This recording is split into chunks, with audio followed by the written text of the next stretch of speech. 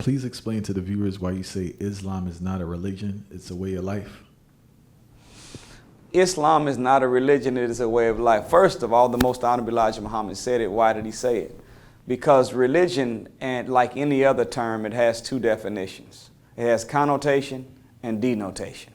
Connotation is the commonly accepted definition, meaning however people use the word, that is connotation. But denotation is the actual definition when you break down the etymology of it. Most people, when they think religion, they don't use denotation. They use connotation, commonly accepted.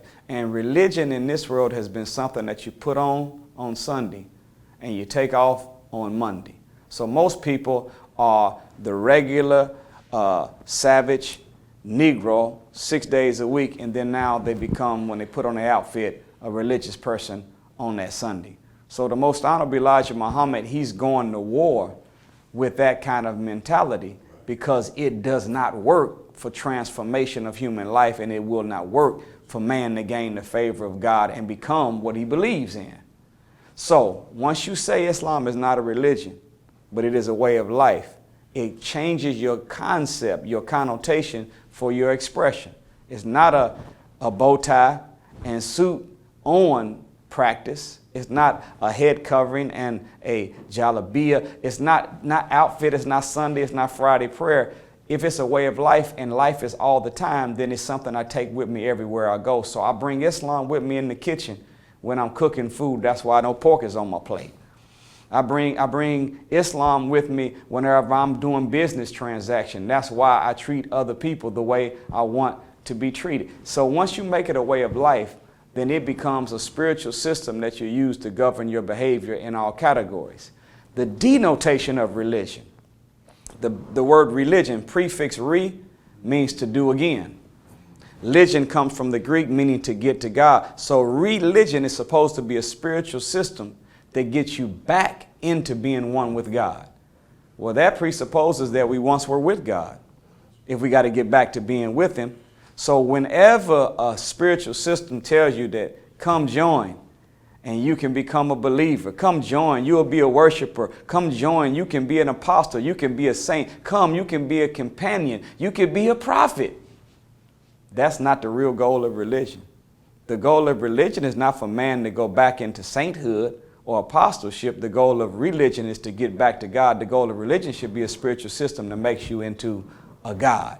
So the only way that that can happen is if we allow Islam, the teachings, the practice, the morals, the ethics, the law to be with us, not on Sunday morning when we go to celebrate at the building, but every day of our life when we move around in the world and do what we do. So it should affect business, it should affect parenting, it should affect the car you drive, the way you drive, it should affect the food you eat. It's a way of life, not a religion. It's not something you put on and take off. It's something that you wear all the time as your infit, not your outfit. Can you tell us about the origins of the fruit of Islam, also known as FOI, and where did the idea come from to structure it like the military? Well, the fruit of Islam is the name given to the military training of the men who belong to Islam in North America.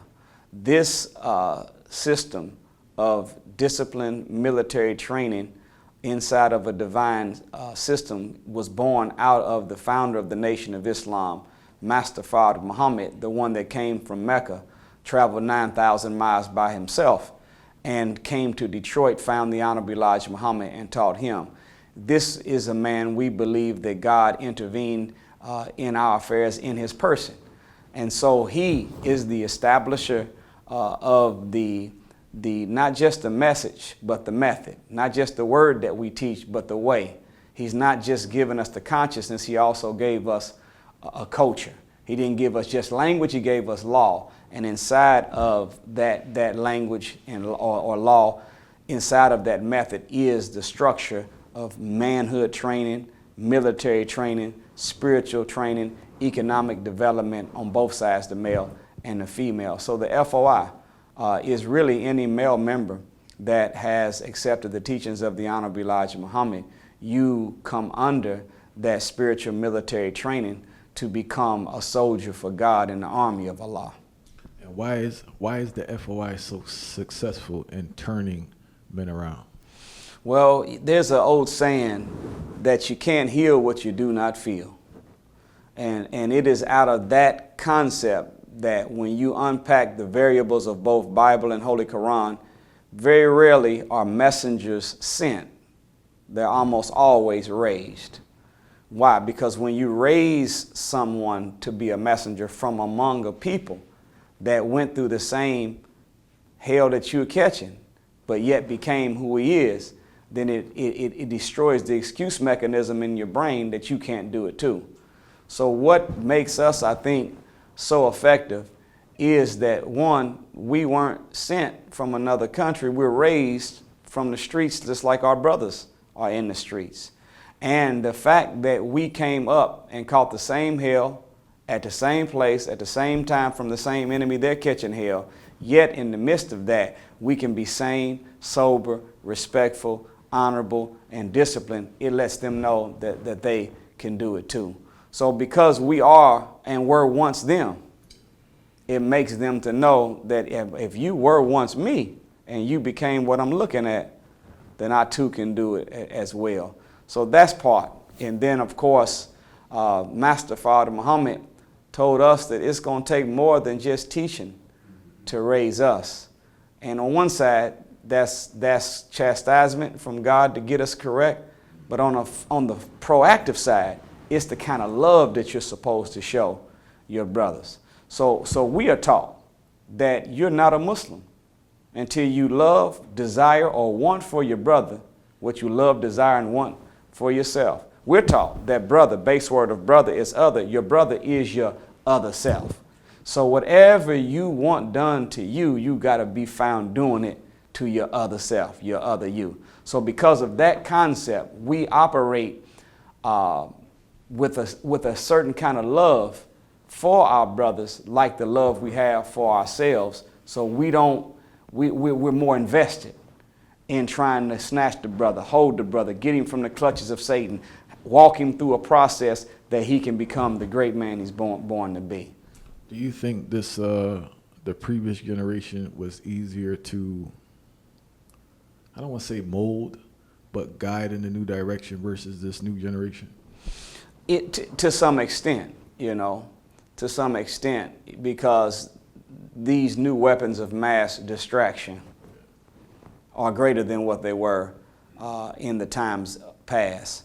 However, Scripture says this: the harvest is ripe, but the laborers are few.